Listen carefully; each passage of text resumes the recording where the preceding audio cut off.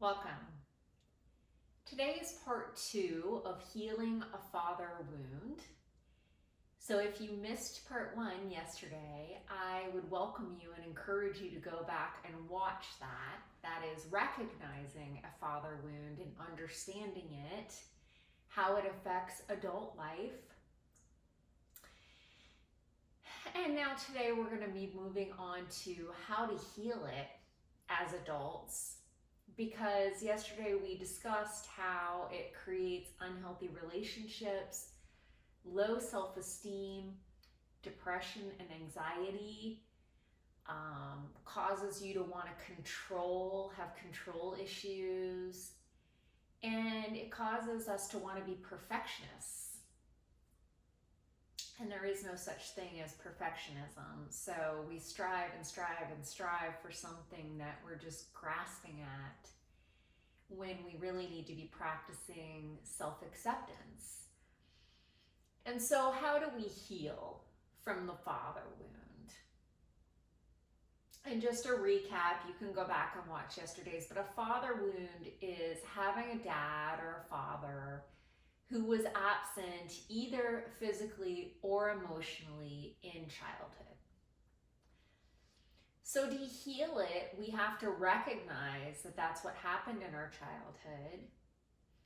Our dad was either hypercritical, over-controlling, abusive, neglectful, absent, right? All those things. It could be any or all of them, a combination. So we have to accept that that's what happened. And then number 2, we have to learn how to reparent ourselves. So what does that mean? That might seem like a strange concept. What that means is we have to learn to give ourselves everything that we didn't receive as children and that we still might not receive as adults. So whether you currently have a relationship with your father or not, some of you may have a relationship where you still love your dad very much, but you still don't feel loved by your dad. So you may visit occasionally, but you're still lacking that acceptance and that love from your dad. And it hurts. It's terribly painful. And so we have to reparent ourselves and, sort of self-soothe ourselves and give ourselves the security that our parent never provided, that the father never provided. In this case, we're going to talk about the mother wound starting tomorrow. But today we're focusing predominantly on the father wound.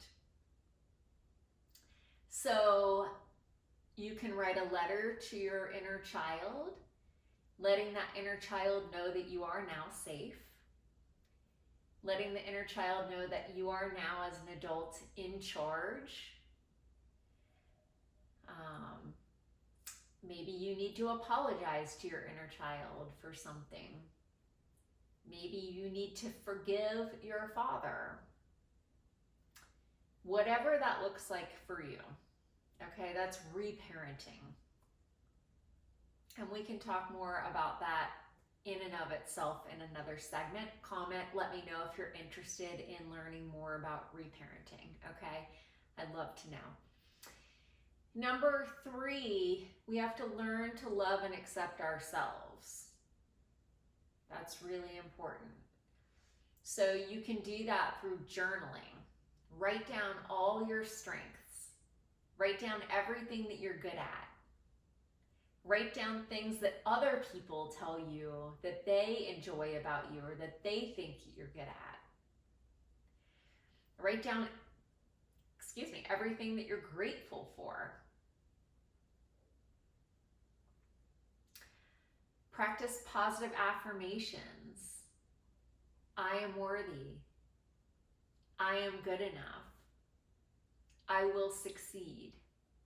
Whatever it is that you need to hear, say that to yourself out loud, write it down, do both, until you actually believe it. That's the key to positive affirmations. I talk about this many times throughout my videos because it is so powerful and so transformative in our lives. Number 4, quiet the inner critic, right? You have a devil on one shoulder and an angel on the other. Let the angel lead the way. Quiet that devil, that critic that says you can't do it. You aren't good enough, because you are. So whatever was programmed into your childhood belief system, we have to change those beliefs now that we're adults, because it's not working for us anymore. So you have to go back in and say, okay, now what do I need? What do I value in my life? And how do I create beliefs that will now fulfill my new destiny, my new goals that I want to achieve? And then go do that. Have the critic saying those things. You are worthy.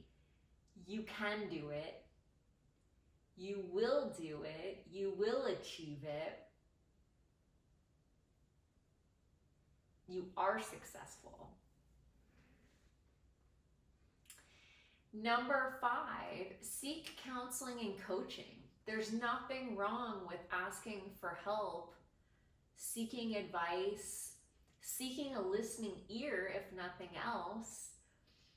A coach and a counselor can provide a safe place to process and express your emotions, to rebuild your self-esteem, which is so important for every aspect of your life, whether it's parenting your children now, whether it's your intimate relationships, whether it's your work relationships or your friendships.